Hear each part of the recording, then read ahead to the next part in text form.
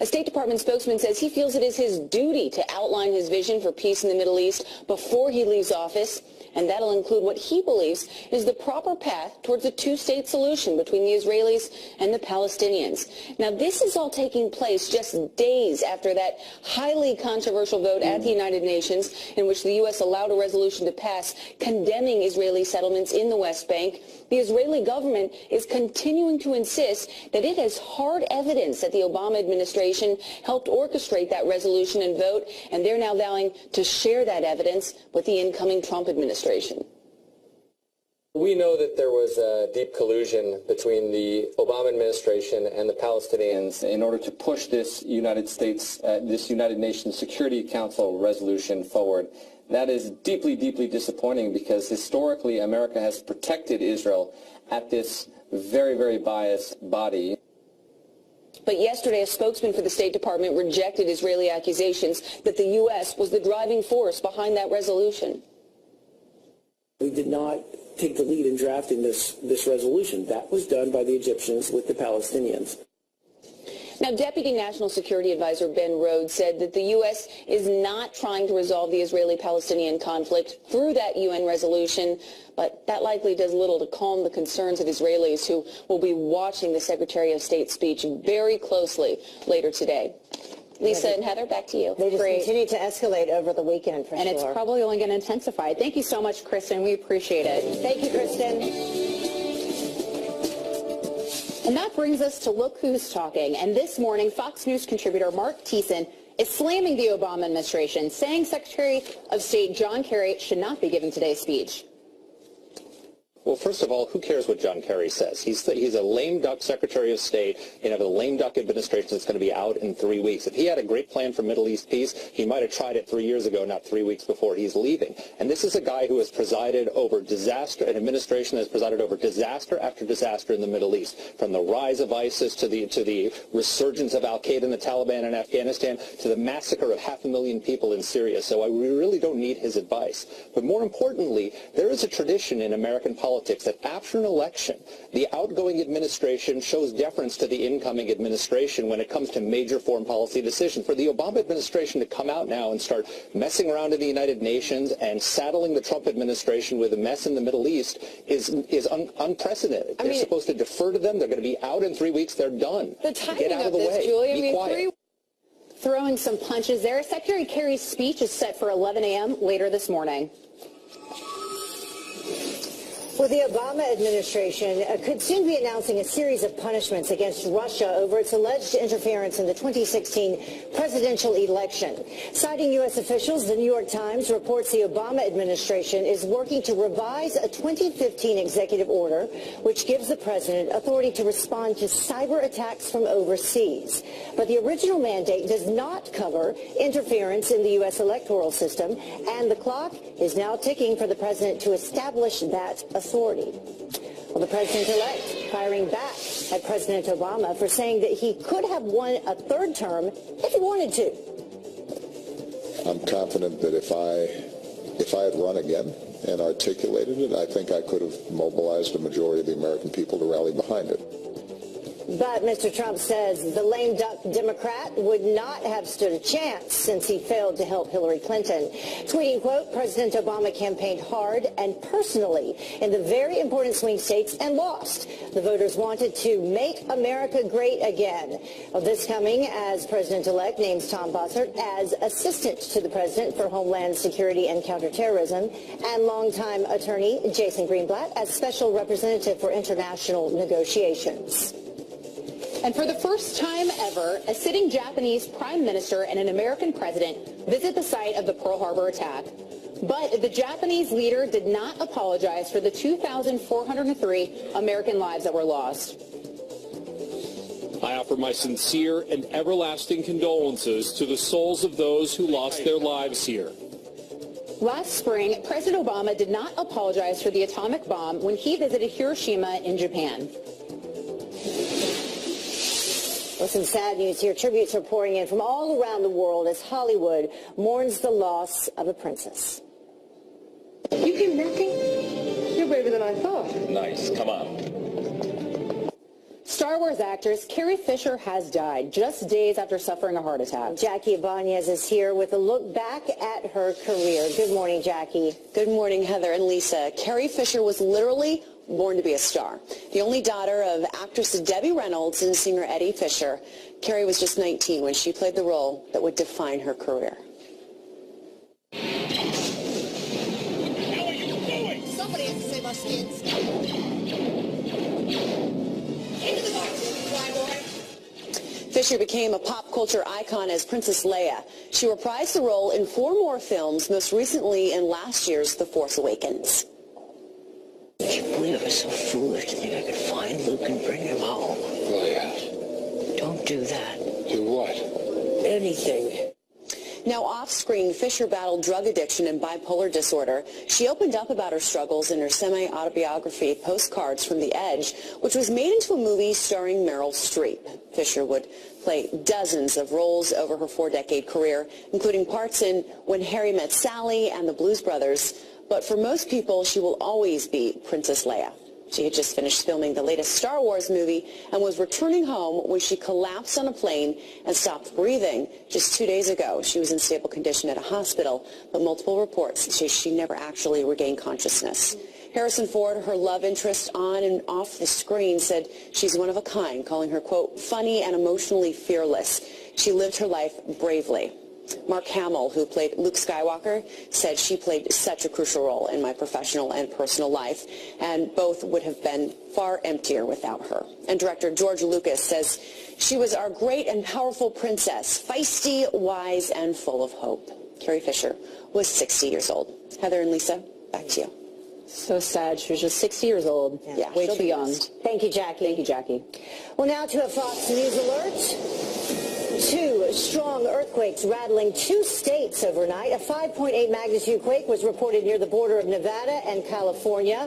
A second quake happened just minutes later. Now, they could be felt as far away as Sacramento and Carson City. So far, there are no reports of major damage or injuries. A winter wallop strengthening as it heads east. Thousands still without power across the Great Plains as they dig out from a Christmas Day snowstorm. The system now moving across the Great Lakes towards New England. 50-mile-per-hour winds leaving a trail of destruction near Boston.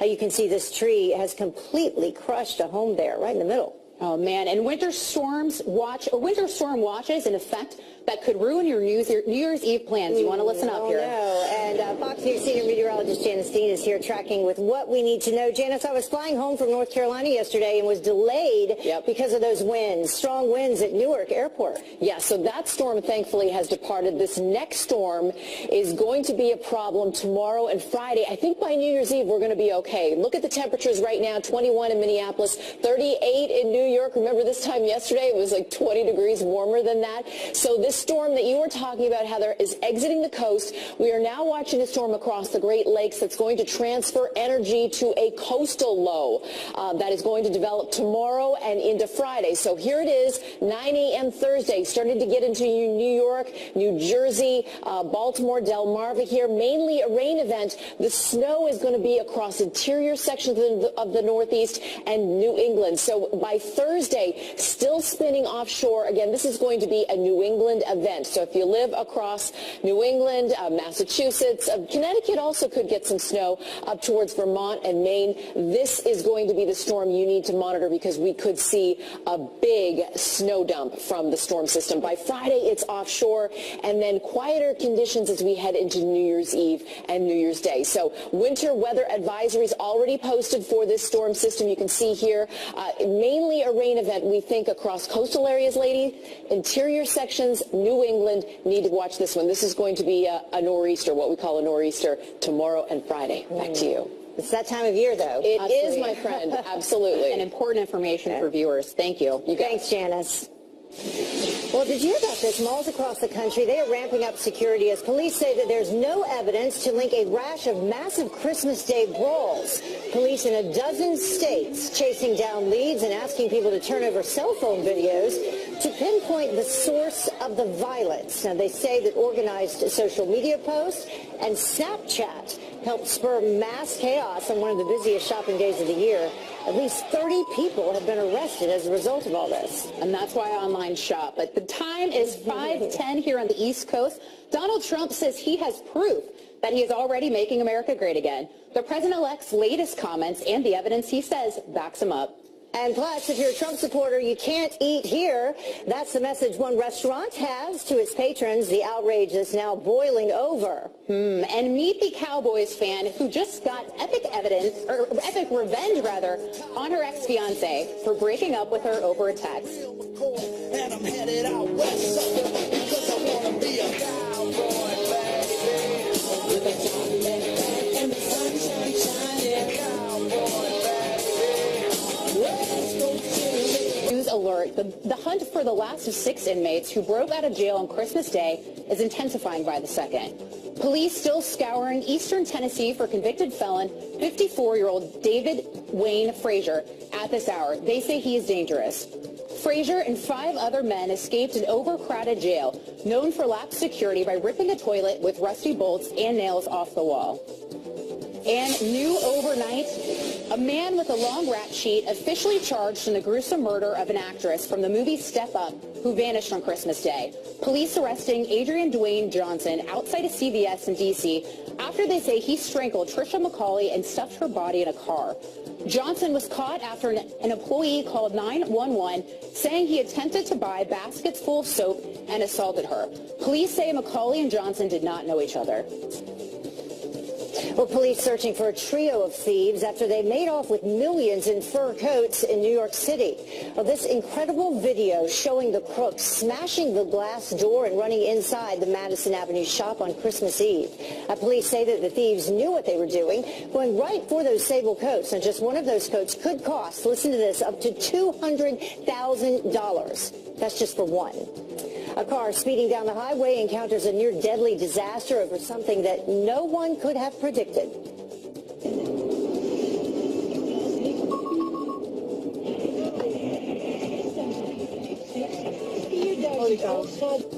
This heart-stopping dashcam video taken by a driver in the Netherlands captures the moment that a self-driving Tesla slams on the brakes, avoiding a horrific split-second crash. Now, you can see one of the cars flipping over multiple times as the Tesla safely pulls off onto the shoulder, avoiding what could have been a much bigger disaster. So that's a good story about one of the self-driving cars. Absolutely. And now to a Fox Business alert. U.S. consumer confidence has reached a 15-year high. Cheryl Casoni from our sister network, Fox Business, here with the president-elect's response. Yeah, he certainly took some credit, guys. Good morning for that big consumer confidence number that we got yesterday. I want to show you the tweet that he actually put out there. He said the U.S. Consumer Confidence Index for December surged only 4 points to 113.7. That is correct, the highest level in more than 15 years. Thanks, Donald, giving himself credit. But frankly, in the survey from the University of Michigan, people said that they felt better about the economy, better about the jobs picture, and a lot of that has to do with the election and the change in leadership at the White House. As you can see on your screen there, that graph shows you the building consumer confidence. This is the best reading that we've had actually since 2001. So consumer confidence, guys, back at pre-financial crisis levels. And this is hopefully a market positive that takes us to Dow 20K today. Yeah. Not only just record levels of confidence with consumers, but also confidence in the president-elect himself. Well, absolutely. And he was tweeting just the other day about the $1 trillion in holiday spending and taking credit for that as well.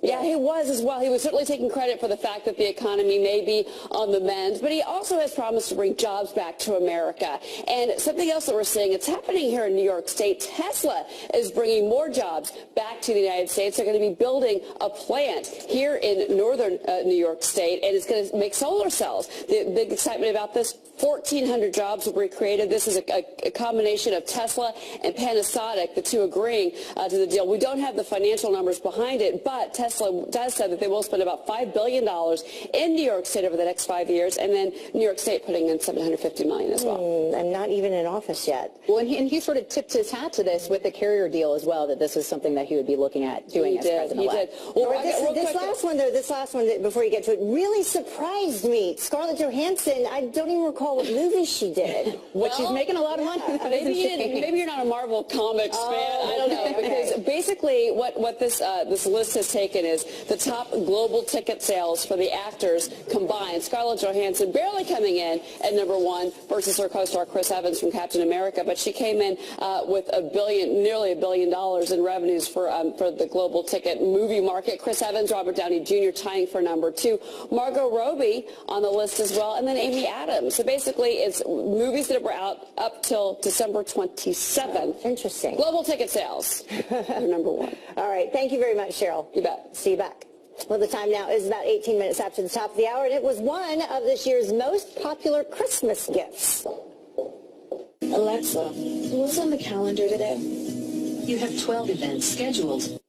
And now Alexa could or can be used to solve a murder mystery. We'll have those details ahead. And President-elect Trump's cabinet filling up quickly. But nominations are only half the battle. The fight looming over Senate confirmations. And which fight might be the toughest? Get gas quick, ready or not.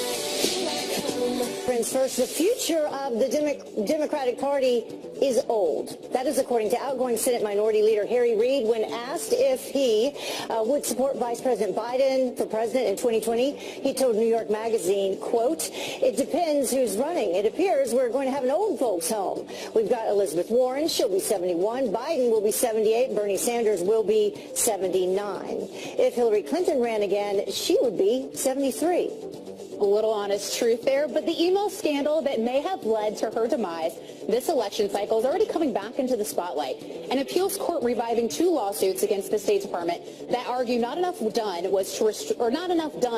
not enough done to restore Hillary Clinton's missing emails. The State Department and National Archives took steps to recover the emails, but they never asked the U.S. Attorney General to take enforcement action.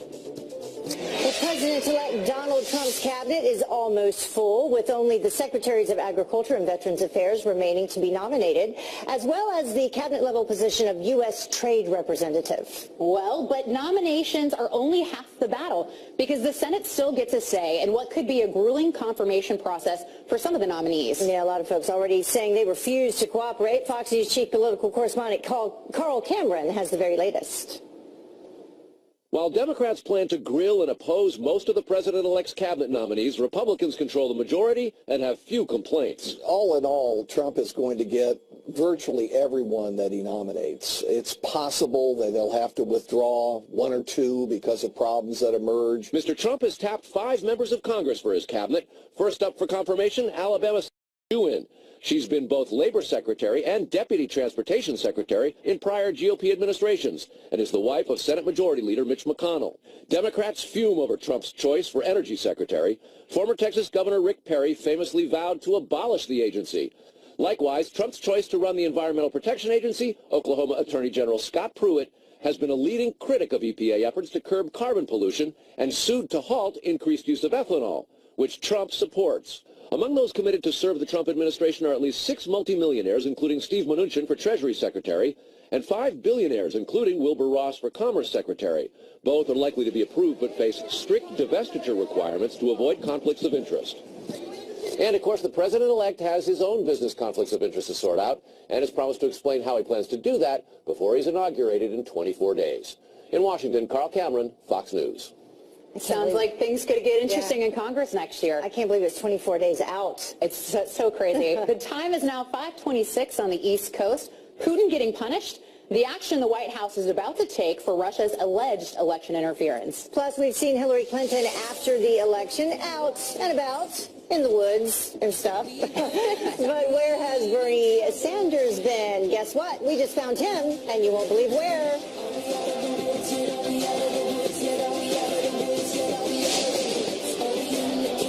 This year's most popular Christmas gifts, and now the Amazon Echo can be used to solve a murder mystery. Fox and Friends First continues right now.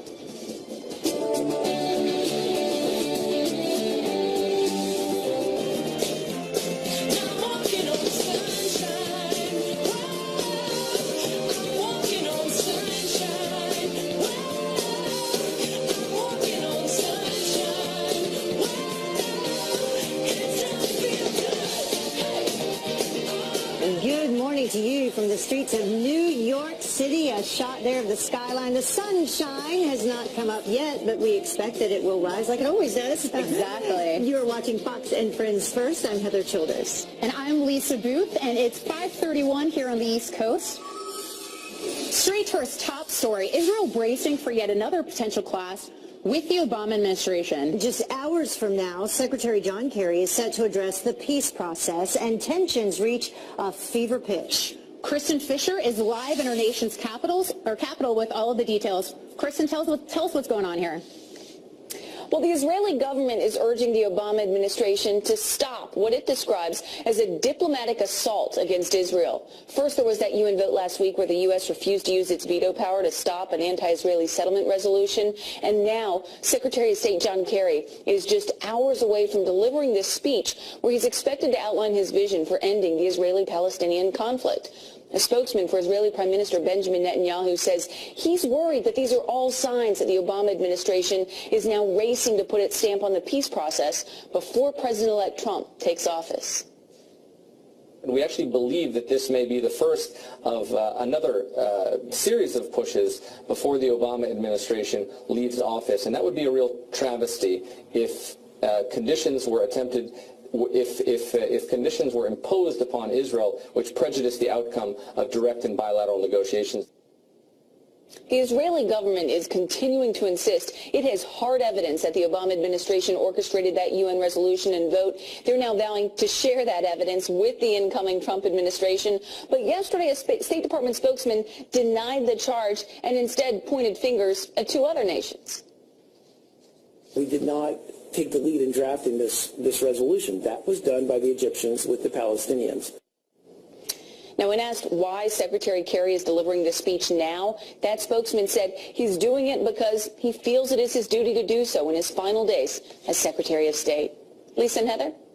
Thank you, Kristen. I know I'm going to be watching that speech later today. Yeah. So that brings us to Look Who's Talking. And this morning, the chairman of the American Conservative Union, Matt Schlapp, is slamming the way the president has treated our allies.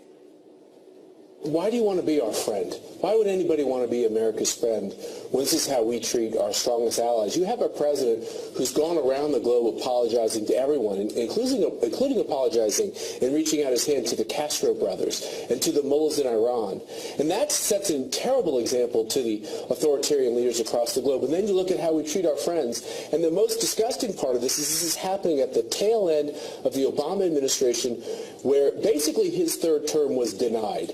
And he ought to do the right thing for the country, which is that kind of just manage everything till the new president gets inaugurated and allow the next president to try to build important relationships across the globe. And Obama's doing everything he can to bind President-elect Trump's hands, and it's wrong. Well, and as we mentioned, Secretary Kerry is set to deliver his speech on the Mideast peace process later today at 11 a.m.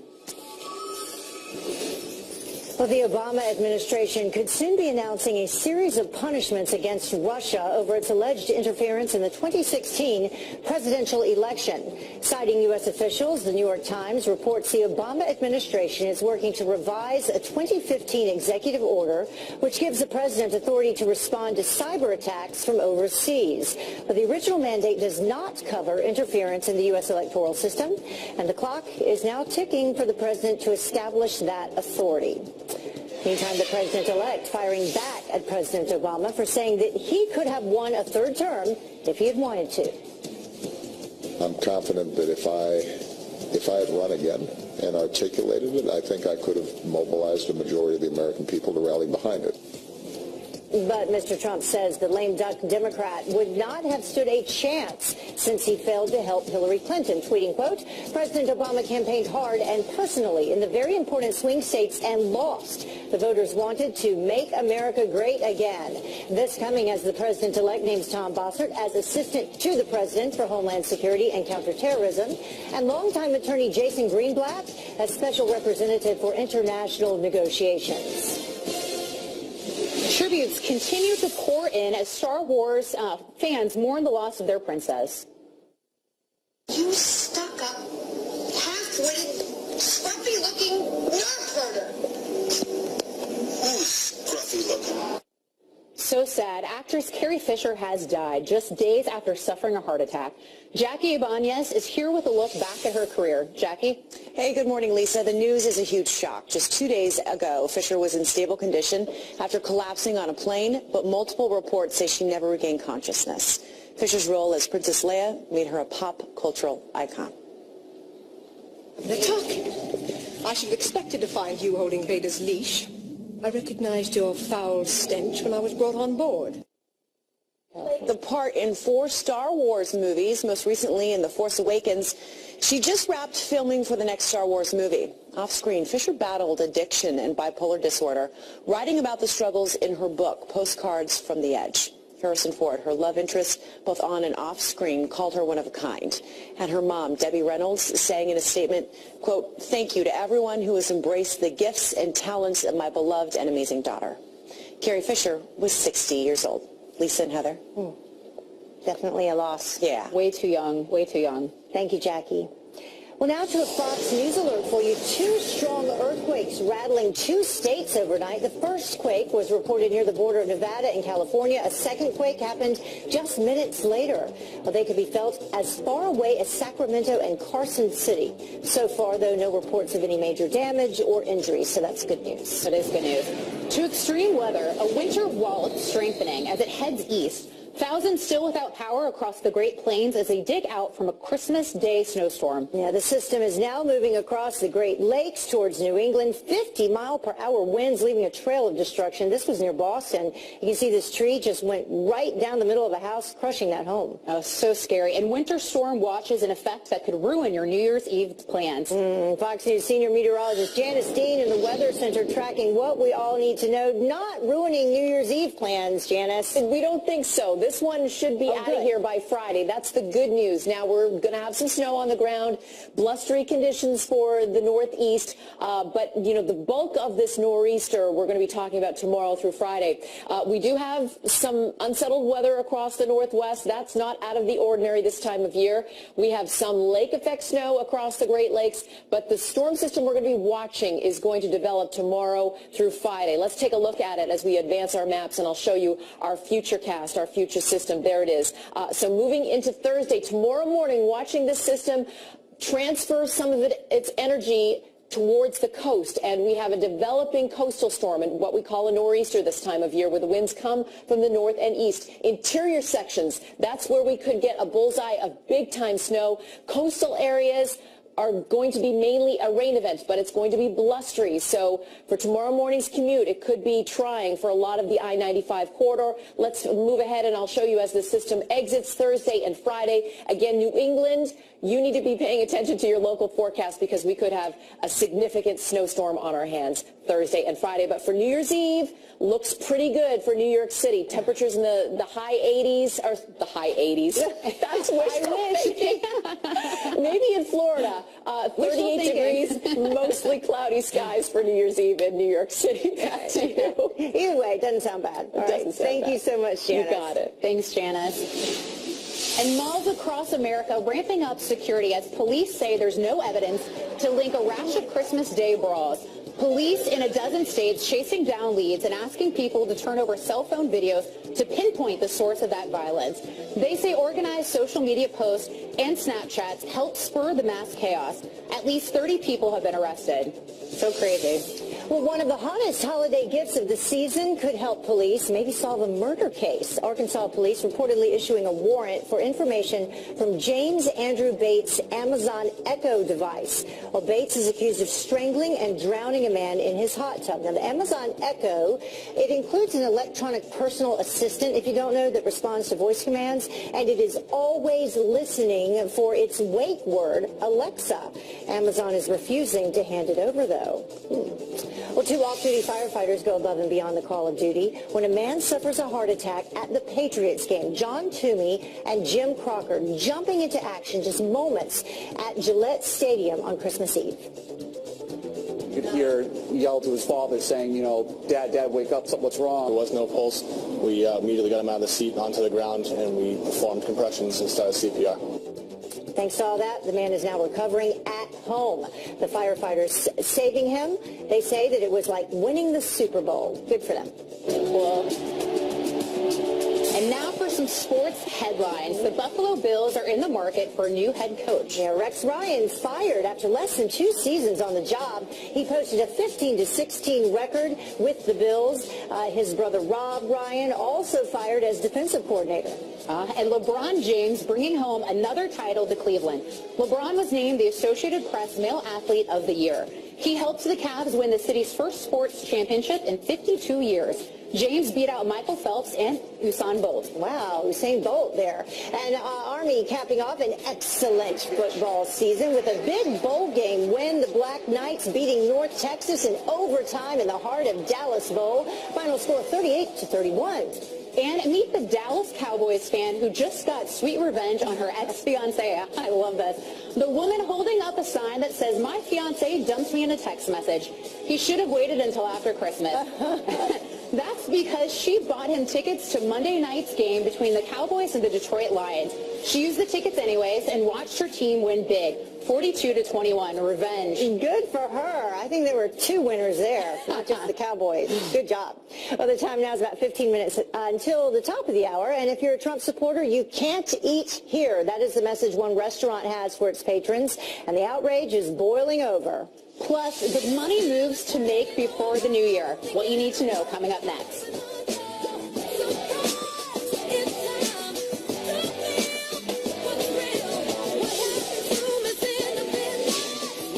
Fox and Friends first, Amazon is having the best holiday ever. More than 1 billion items shipped around the world as consumer confidence climbs to a 15-year high. We heard Cheryl Casoni talking about that. Well, the top seller this year for them, the Amazon Echo. But it's no surprise that so many people bought gifts through Amazon. A new report found that Americans are more upbeat about the economy than they have been in years. Lisa?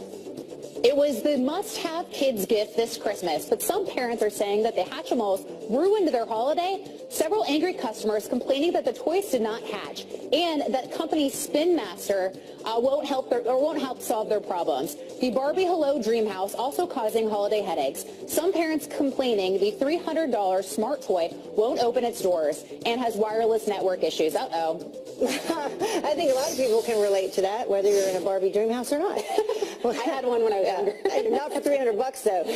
The new year, it is almost here, and that means that there are just a few days left to make some financial changes before the tax season starts. Cheryl Casoni from her sister network, Fox Business, is here with tips to help set yourself up for success in the new year. Cheryl? It doesn't sound so much fun before New Year's Eve, right? But it is the end of the year, and that means that you have until Friday to make some major changes in your financial life, especially when it comes to your taxes. Whether you need to sell a loser in your stock portfolio to help offset the gains in your winning column or do some last-minute charitable giving, now's the time to do it, like today, frankly. Also, experts say if you want to get a head start on your plans for next year, create a budget by writing down your projected earnings for next year, then subtracting housing, food, car costs to figure out what you can spend and what you can save for next year. Also, scan and shred all your paperwork you don't need now, especially old tax returns from 5 years ago or older. That's my general rule. Also, review your credit report, investment choices, and your flexible spending account choices. You can roll over, by the way. This is a new rule. Roll over $500 of your FSA account. I can't even say it straight,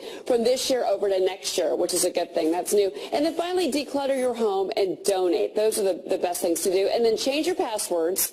Kind of need to do that all the time now. Make a will if you haven't already. And then update your beneficiary information, especially at your job and for your bank account. So if, God forbid, ladies, something happens to you, we're all young, but that your 401k and your Schwab accounts, all that would go to who you want it to go to. Yeah, Cheryl, I just want to know how many days are left in your year, because that's a long list. I kind of already did a few. Not to brag, but I did.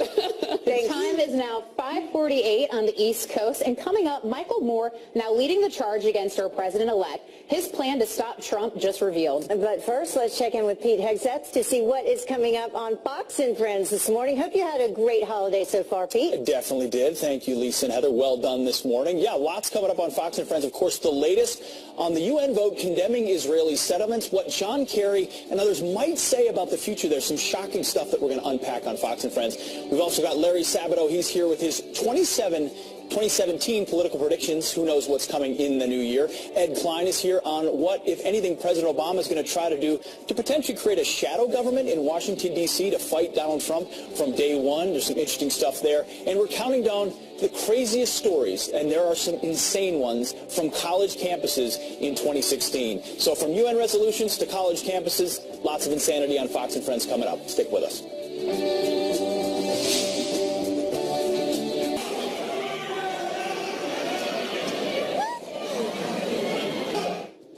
Chaos there, a major security scare at Trump Tower. People sent running for their lives as police investigated a suspicious package near the president-elect's home yesterday. Turns out it was a child's backpack filled with toys. After the all clear, incoming press secretary Sean Spicer took to Twitter writing, "Thanks NYPD," to which New York City Mayor Bill de Blasio spokesperson joked, "No problem, we'll send you the bill." That's not that funny, is it? Earlier this month, the mayor asked the feds to pay for increased security in the city. All hands on deck. Michael Moore still not accepting Mr. Trump's win and is listing a 5-step process to challenge his administration. Now, the controversial liberal filmmaker is urging Americans who are still in shock to just brush themselves off and get to work. Moore suggests forming a, what he calls, rapid response team to stand up to the Trump administration. You can't eat here. A restaurant riling up residents, telling people who voted for our president-elect, find somewhere else to eat. This bright yellow handwritten sign plastered on the front door at Cafe 8.5 in Honolulu, Hawaii, reading, "If you voted for Trump, you cannot eat here. No Nazis." Some calling the sign racist and hate-filled. You think? Well, the owners now downplaying it, though, saying that everyone is welcome, but the sign is staying up. Doesn't sound very welcoming. Remember the viral photo of Hillary Clinton recuperating from a rough election season on a hike near her New York State home? Well, her former rival, Senator Bernie Sanders, was also spotted in the wild, sampling cheddar cheese at Costco. And it makes sense that he was spotted there, since the self-proclaimed socialist loves the idea of paying for things in bulk, you know, like education and health care. Oh, yeah. Good one. Well, the time now is about 6 minutes until the top of the hour. And the best boss ever, what one man did that is going to make you wish that he was your boss. And meet the dog who ruined Christmas? Well, you'll never guess why. The dog days are over. The dog days are... Before you leave the house, here's what's happening for you today. Israel bracing for yet another potential clash with the Obama administration.